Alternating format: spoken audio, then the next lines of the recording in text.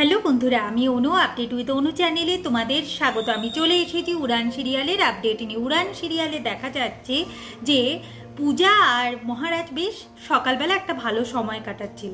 মহারাজ তো যোগ ব্যায়াম করছিল, পূজা তো দেখে অবাক হয়ে যায়। এরপর পূজাকেও বলে যোগ ব্যায়াম করতে, তাহলে মনোসংযোগ বাড়ে। পূজা বলে নিশ্চয়ই মাথার রাগটাও কমে। আচ্ছা, আপনি তো এই মাথার রাগটা তো কমাতে পারেন, তাহলে তো আমি আপনাকে একটা অন্য নাম দিতে পারি, মিস্টার কুল। যেটা শুনে মহারাজ বেশ হাসতে থাকে। এরপর মহারাজ জানতে চায় যে তাদের ওই আখের রসের দোকানটা কি হলো। এখন পূজা বলে আগে তো মা চালাতে পারছিল না, প্রথমে তো বাবা চালাতো, বাবাকে সাহায্য করতাম, তবে শুনছি এখন মা ধীরে ধীরে দোকানটা খুলছে। মহারাজ বলে ওই দোকানটা আমি চালাতে পারি, দেখি আপনার মায়ের সাথে কথা বলে একটা চাকরি নিতে হবে। এখন পূজা বলে যে তাহলে আপনার অ্যাম্বুলেন্সটা কি হবে, অ্যাম্বুলেন্সটা কে চালাবে? মহারাজ তো শুনে অবাক, বলে কিনা জয়ন্ত তার মানে বলেছে না, জয়ন্তকে আর কিচ্ছু বলা যাবে না, ও সব জানিয়ে দিচ্ছে। এখন পূজা বলে জয়ন্ত আমার বন্ধু না, তাই তো জয়ন্তদা আমাকে সমস্ত কিছু বলে। আচ্ছা, আপনি না সবসময় এরকমই থাকবেন, এইরকমই আপনাকে ভালো লাগে, তবে আপনি একবার মনের দরজাটা আমার জন্য খুলে দেখুন না। মহারাজ আমার জীবনটা খোলা খাতার মতো, কিছু নেই পূজারিনী, তাই আমাকে ভালোবেসে লাভ নেই। পূজারিনী বলে যে আপনি যাই বলুন, তবে আমি জানি আপনি দোষ করেননি, আর আপনি খুনও করেননি। সত্যিটা কেন বলতে পারছেন না বলুন তো? সত্যিটা জানার অধিকার কিন্তু আমারও আছে।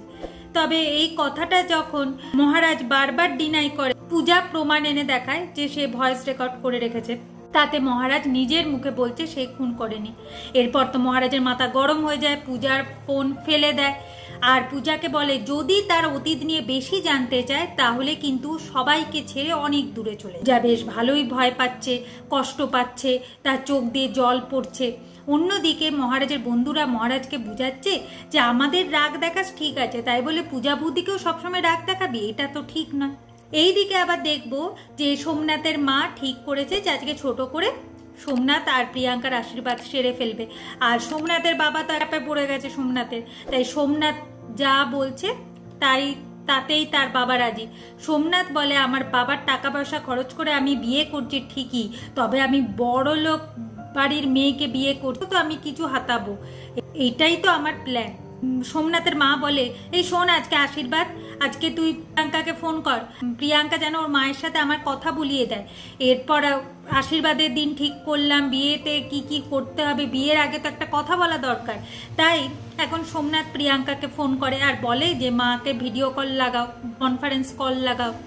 এখন প্রিয়াঙ্কা সঙ্গে সঙ্গে বলে আমার এইভাবে বিয়ে করা সম্ভব না, আমি তাহলে সোমনাথকে বিয়ে করতে পারবো না মা। পূর্ণিমা একটু ভয় পেয়ে গেছে যে ব্যাপারটা কি, কেন বিয়ে করতে পারবে না।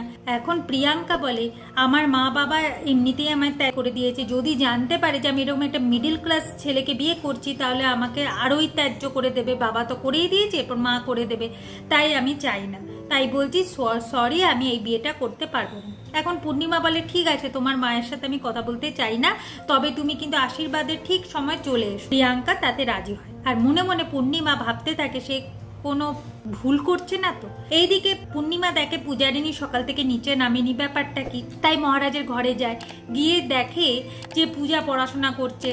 এরপর পূজাকে বলে আচ্ছা তুমি আজ নিচে নামোনি, তাহলে কি মহারাজ কিছু বলেছে নাকি? আমার তো তাই মনে হচ্ছে। পূজারিনীর চোখে জল দেখে আর পূর্ণিমা খুব ভালোই বুঝে যায়। পূর্ণিমা তখন বলে যে মহারাজ আগে এরকম ছিল না, পড়াশোনায় ভালো ছিল, ভালো খেলতো, চেস ভালো খেলতো, কত ট্রফি এনেছিল, কিন্তু ধীরে ধীরে যে আমার ছেলেটার কি হলো কে জানে। তবে কাঁদলে চলবে না পূজারিনী, শক্ত হতে হবে, আর এরকম কেঁদো না তো ফ্যাচ ফ্যাচ করে, বিরক্তি লাগে।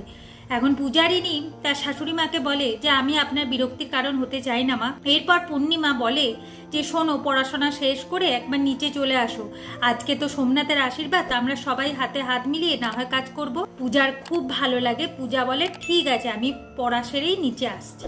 পূর্ণিমা চলে যাওয়ার পর পূজা মনে মনে ভাবতে থাকে যে এইরকম ভালোবাসা দিয়ে আমি সবার মন জয় করব, কিন্তু মহারাজকে সামলাবে কি করে।